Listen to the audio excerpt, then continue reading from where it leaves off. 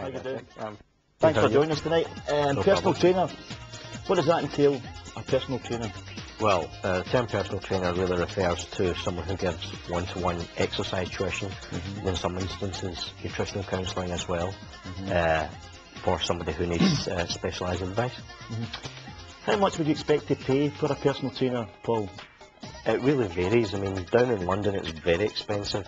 People can sometimes pay anything up to £200 per session, Is that believe right? it or not, yeah.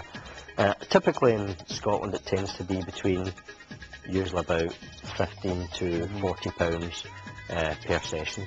Now I know some of the big stars have got a personal trainer. Is that just so is that a bit of hype with them, you know? So they can say, oh, I have a personal trainer. Well, I have observed that yeah, some people have a personal trainer as a fashion accessory to go along with a mobile phone and a filer fax. And a chihuahua. Oh, that's it. Sometimes that's the only thing that's missing.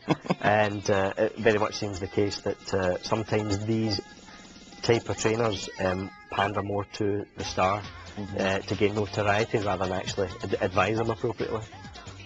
What type of training would you have to do? If anybody was out there watching and they were interested in being a personal trainer, what kind of training would they have to do to obtain that? There's a variety of courses. Probably one of the most recognised is YMCA. But really, these things are only... Don't say that too loud because I know that Pauline Daft word will get in a song when you say YMCA. Sorry. Seriously, I think really it's only as good as the person that uses it. I think if the individual doesn't have an interest in helping people, then they won't necessarily be a good personal trainer. That's the first priority. But there is a variety, and YMCA is just, as I say, one of them. Is there any so-called cowboys about? I wouldn't know about that. I mean, I think what can happen is sometimes people who are maybe naturally athletic in their youth, people that are naturally fit, sometimes get involved in this industry, and it's not so much that they're a carer of people, that they're interested in helping people. It's more a case of they're naturally fit, they're naturally healthy, so thus they see it as a prerequisite for becoming a good trainer, whereas the reverse is probably true. Right, so they might have all these names, their titles to the name, but they maybe just don't give the same personal training as...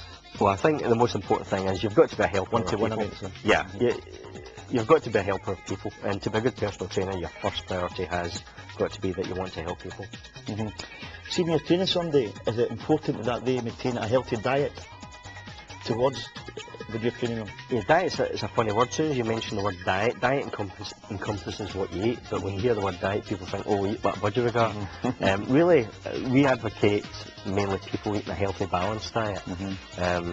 But healthy, it's like anything else in life, moderation's the key. Just ignore that fly. Is that your next guess? And nutrition is no different, you know. Eat balanced, exercise balanced, and in neither case should you do too much or take neither too serious. What kind of food is healthy? What is it? Pasta? Common sense, you know, a bag of chips over a sandwich, what are you going to pick? Okay, you go to your personal trainer maybe 2 or 3 times a week. At the weekend, can you indulge in a couple of maybe chicken chips, you know, curries, pizzas? Absolutely. My theory is that if you get someone to try be squeaky clean 7 days a week, it'll last 2 weeks, then they'll never do it again. Whereas if you get people to be very good 5 days out of 7 and let them do what they want 2 days, the 5 will always outweigh the 2. They'll still progress and still be able to maintain a normal lifestyle. Now tell me, Paul, does somebody have to go 5 days a week to train to get in shape, or is that a lot of nonsense?